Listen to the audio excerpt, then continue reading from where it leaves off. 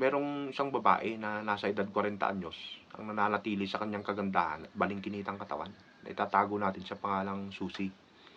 Si Susie ay merong nobyo na nasa edad 22 anyos at napakamaskulado ng katawan na itatago naman natin sa pangalang John Michael. Itong si Susie, medyo malaki ang agwat ng edad kay John Michael.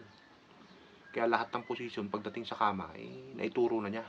Isang gabi, habang magkatabi sila sa kama na nakahiga, babe, medyo matagal na rin tayo, no? Lahat ng posisyon kasi naituro ko na sa iyo eh. Sabi ni Susie ngayon, oo nga babe. Pero meron ako babe na hindi pa naituturo na isang posisyon sa'yo. At tiyak ko pagka ito'y nasubukan mo, siguradong magugustuhan mo at ulit-ulitin mo. Sabi ni Susie. Eh ano ba yun babe? Yung bang baligtaran, kung tawagin ito ay 69. Abay, masubukan nga, sabi ni John Michael ngayon. Nung sinubukan nila, unang dikit pa lang, nagpawala agad si Susie ng isang utot. Sorry babe, di ko mapigilan eh. Hindi, okay lang babe, sabi naman ni John Michael.